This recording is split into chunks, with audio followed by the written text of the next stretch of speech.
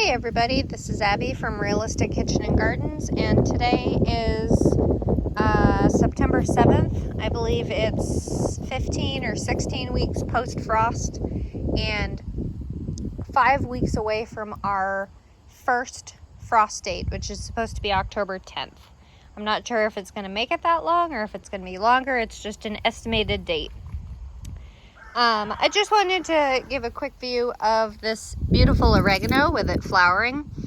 I think they're really fun. They remind me a bit of like catnip blossoms, just the way they layer and do all these fun things. Please excuse my ass of a rooster screaming in the background, as he always does. Parsley, as usual, exploding in the end of the season.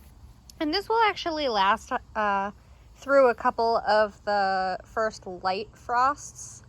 It may get a little limp. Some of them may get a little limp, but this will actually last the first few frosts. Not a really hard frost, but and then this is this bed now. I massacred this sage because it was a bush again, and I will never need that much sage. So I chopped that out. And actually, I should really just kill it because I'm getting seeds for, it's called ice lettuce sage. And I think it's a variety of white sage, which is more commonly known as like a smudge sage. Like it has a little bit of hair on it. I'll show it to you when I get the packet of seeds. I harvested from both of these. Well, this is technically 2 plants, but there's also another plant on the end right in here. So I harvested off both of these thyme plants, and these poor chive plants I need to move. Roosters. I heavily harvested off this horehound. It's in the mint family and it behaves like a mint, so I massacred it, and I'm sure it won't care and it'll come back. And actually, here's a dry frond of the heads of it, if my camera will focus today. Nope. Okay. So these are the seed heads. They're kind of fun.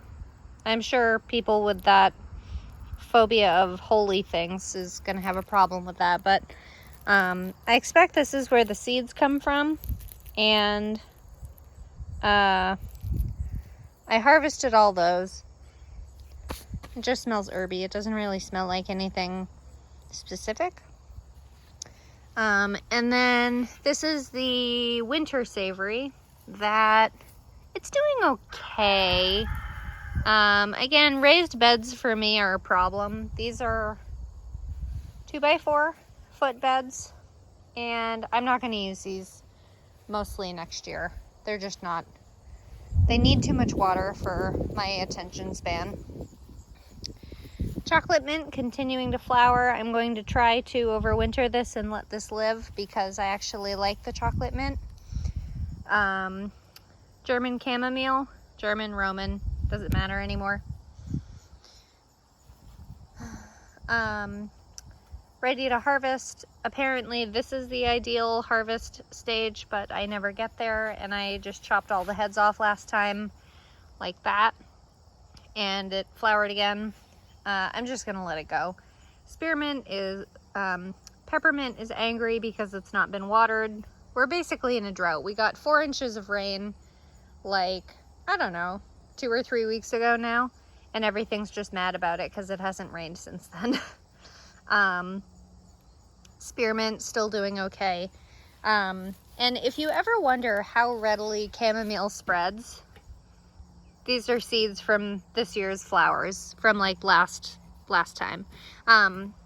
This is actually baby basil, sweet basil from that plant right there. So I may dig those out and put them in a pot.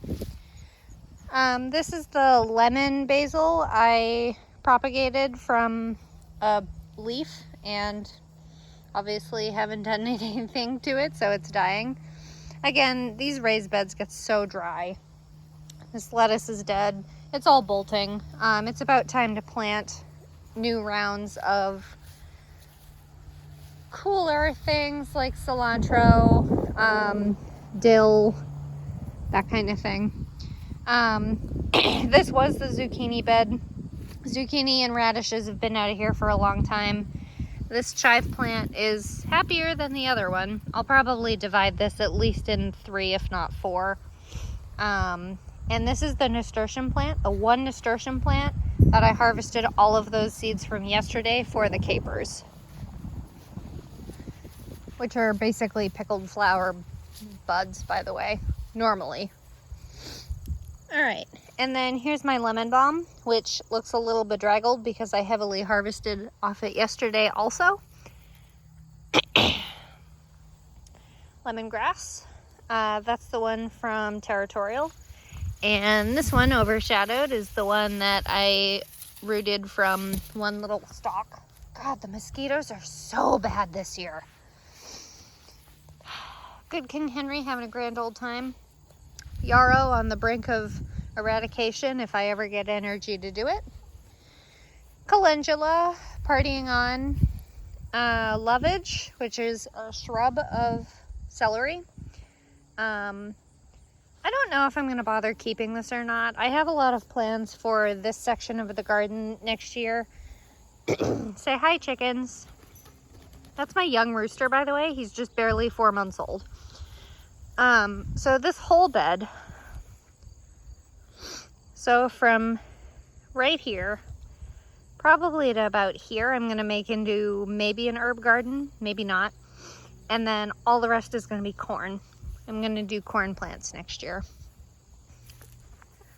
Oh, by the way, I'm selling him and the little hens that are over there because I'm already getting too many eggs that I don't know what to do with. So they're going to a new home tomorrow. So now I don't have 2 competing roosters either.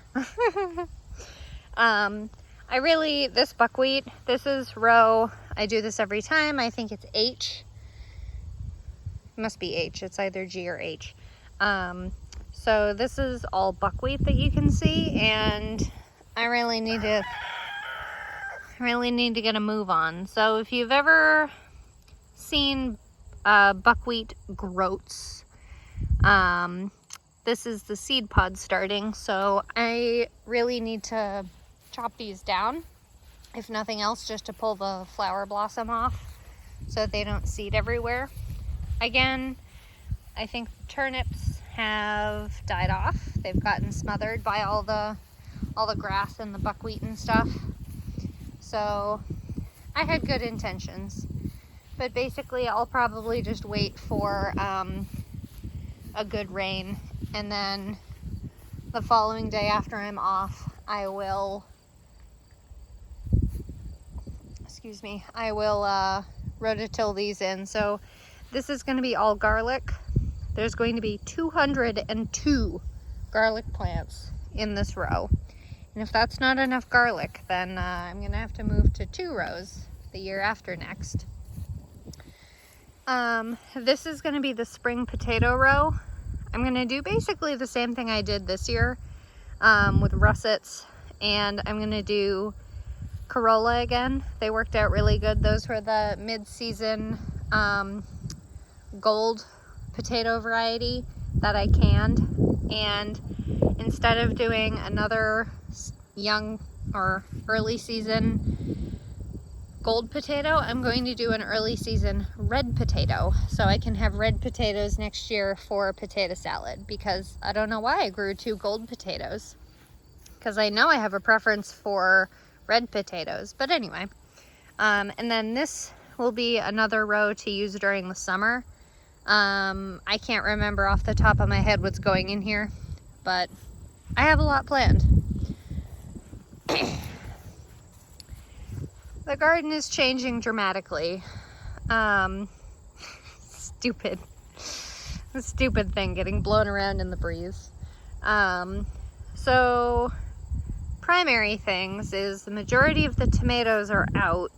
The only one I have left is that cherry tomato, and even then my husband doesn't care, so I'm going to tear that out probably tomorrow or the day after, something like that. And I'm going to tear all those little trellisy things out, and then you'll really be able to see my true intention for row, path, row. Again, I'm mid-process of reworking the garden while also growing in it, so it's an interesting process. So let's try to get through this. I don't think it's gonna rain. Hungarian block pepper, doing great. Opal basil, still rocking on. This is technically, I think, a light frost cloth that I'm using as cover cloth for my Brussels sprouts to keep the bugs off them. If only I could keep bugs off me, my God. The mosquitoes are gonna carry me away. In summary though, Brussels sprouts are doing well. They're not quite as stuck in a small space as they were. You can actually see this one because this one keeps tearing open. They're getting there. They're getting tall. They'll grow to be about, I think it's between 18 inches and 24 inches, so 1.5 to 2 feet tall. And then I'll technically chop the top off, but they may very well do it themselves. And then before I show you this, so this is that row that's all supposed to be carrots, and this is all supposed to be parsnips. So parsnips need a little bit more space than carrots do, and I knew that parsnips take longer to germinate than carrots, and carrots take 3 weeks, not counting how blisteringly hot it's been lately. But I think this is actually a parsnip. Amongst all the weeds, I think this is a real parsnip, because this is that climbing, creeping myrtle or whatever the heck it is. But this has a set of those fake little, like, mother of God, I'm gonna be carried away by mosquitoes. This has the true baby leaves, and then I think parsnips, to me, the first true leaves look like parsley. And seeing them in person, they don't actually, but I guess if you have no better comparison, that works. But it's kind of funny now that I have an actual parsnip here, because I started planting peas. And the peas have sprouted. Gosh darn it. I'm gonna have to tear my peas out. Stupid plants, you're killing me. As nature, or as the old adage goes, man makes plans and God laughs. Or whoever laughs, whatever you follow. I don't care what you follow. But carrots are doing decently well, actually. So here's one of them. I'm not gonna pull them because it's not gonna do anything. Why is there an egg in my run? Chickens. I'm so sorry, it's been a long day. I worked all day, had dinner, came home, had dinner, and decided to record this video for y'all. So, butternut squash. This is the second round of butternut squash that randomly decided to just put out a ton of fruit. As you can see, the plant is covered in powdery mildew. So, I don't know if these fruit will actually make it to maturity or if the disease will kill it off. You be a good boy. Don't scream at us. You say hi, Leo. You're just so darned handsome. I wish you wouldn't scream all the time. There's nothing over here. These were all just nasturtiums and things. I really need to get a cover crop in. So we'll just skip doo-doo over here for a minute. And here is my very bedraggled, this is Waltham broccoli, heading broccoli, and there is something in there. some kind of plant in there. I wonder what it is. It makes me think of sweet Sicily, but the odds of that actually being real are very, very low. Hardening off my cabbages, bedraggled. And I need to start hardening off my kale very soon. The cabbages are gonna go in the rest of this row. They need a lot of room. Cabbage plants get really big for what they produce. As you know, I harvested my celeriac. Maybe they were on this side. I don't even know. They were there. Goddamn mosquitoes. Well then. Petunias don't care that they're causing chaos. I think the most interesting highlight of this very chaotic area, other than all the nasturtiums, is the bell peppers. So Orange Sun and Jupiter, these haven't started turning yet, but there's 3 nice sized peppers, and there was one other, well, that orange pepper rotted, because why not? And then there's one other pepper plant that's producing, and it's red. I've seen it turn red. And then the last thing before I go, 2 more things, is the Veller purple pod bush beans are fruiting. And I find it hilarious because I think I only watered them enough to get them up out of the ground as seedlings. And I haven't watered them since because, you know, it's been so dry, and then it was raining a ton and now it's not raining again. You know, the way nature does things. Okay, and lastly is the sprouting broccoli, purple sprouting broccoli. This allegedly has harvest period after transplant of 90 days. I'm having a hard time believing that because of the size of these plants. So this is basically like a heading broccoli, but instead of producing one big head, they produce a bunch of little florets. So you can harvest them more often.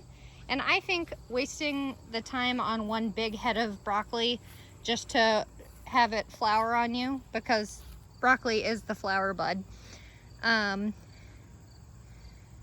feel like it's a waste of time. I'd rather do the sprouting broccoli instead. And by the way, I don't know if I've fully addressed this, but the reason I have black covers on top of these sheer covers, the sheer covers protect from cabbage moths, which are those little white butterfly things that float around. They lay eggs on brassicas, including radishes. I did have some on radishes, but they didn't really do much.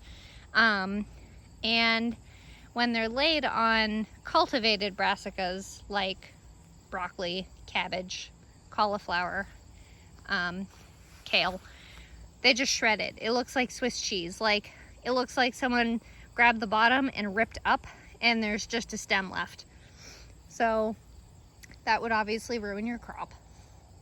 And then the black cloths are shade cloths to help keep the temperature down, because in really high heat, the brassicas will go right to flower. They won't take the time to, that's why they're considered a cool season crop, is the plant will not spend the time to form, for example, broccoli. It won't take the time it won't spend the time to make that big head of broccoli. It'll just immediately go as fast as it can, tall and leggy, to just produce a flower so that it can create more for next year. And actually, I've seen people do, they plant brassica seeds just kind of, not willy-nilly per se, but like they plant them at the end of the season, and then they cover them with some kind of plastic covering or something to create a little bit of heat in the really cold months, and the plants will come up kind of on their own. Again, they're cool weather. It's like peas. You plant them, and as long as the temperature is over 44 degrees, peas will germinate and grow. But peas, which aren't a brassica, but peas are cool weather, cool season crops, and don't do well in the heat. So I'm done rambling. I'm going inside to not get carried away by mosquitoes. This year is apparently a record year for mosquitoes, and I can confirm that. So I hope you like this kind of stuff. I'm sorry I get off track all the time, but as is the dribblings of gardening. So if you like this kind of stuff, please like, comment, and subscribe for more, and follow my Facebook page, Realistic Kitchen and Gardens. Bye!